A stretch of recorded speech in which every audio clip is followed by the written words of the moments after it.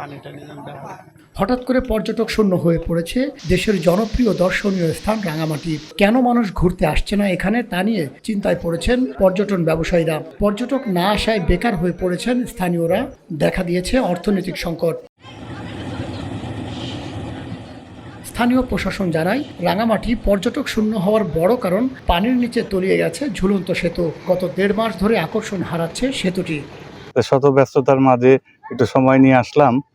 আর এই সময় যে লোকজন একটু কম থাকবে, ভিড় কম থাকবে, কিন্তু এসে আসলে দুর্ভাগ্য যে ব্রিজটা এখনো পানির মধ্যেই আছে। অন্য যে জায়গাগুলো আছে, উপরে মার্কেট আছে, ওই যে চাকমা ওনারা মার্কেট আছে, ওইগুলো দেখলাম, কিছু জিনিসপত্র কিনলাম। 23 তারিখ থেকে এখন পর্যন্ত পুরো বন্ধ। মাঝখান দিয়ে পানি কমছিল, গত 3 দিনে আবার পানি বাইরে গেছে। তো এইভাবেই আছে, এখনো ব্রিজ শুকায় নাই। আশা করি 10-15 দিন আরো লাগবে। বর্ষার সময় প্রতি বছর এই সংকট দেখা দেয়, তাই নতুন উদ্যোগ নিতে সরকারের প্রতি আহ্বান জানান স্থানীয়রা। প্রতি বছরে বছরে যখন আমার ঝুলন্ত ব্রিজটা ডুবে যায়, তো আমি একটাই আবেদন করব তাদের কাছে, প্রতি বছরে বছরে যখন ডুবে পাশাপাশি আরেকটা করার একটা আবেদন করতেছি। দীর্ঘদিন যাবৎ একটা স্বৈরাচারী সরকার দেশে বসেছিল।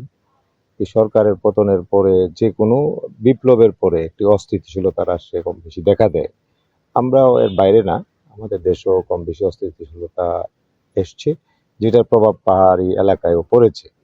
আমরা তো আশাবাদী যে খুব অল্প সময়ের মধ্যেই স্থিতিশীলতা ফিরে আসবে এবং এটার যে ঐতিহ্যগতভাবে যে পর্যটকদের আগমন, এটা শুরু হয়ে যাবে এবং আমাদের সামনে শীতের সিজন শুরু হওয়ার আগে আমরা ইনশাআল্লাহ যথেষ্ট আশাবাদী যে অস্থিতিশীলতা থাকবে না। সব দিকের সব খবর আপনাকে জানাতে আমরা আসছি 20 অক্টোবর। আজই আপনার হকারকে বলুন।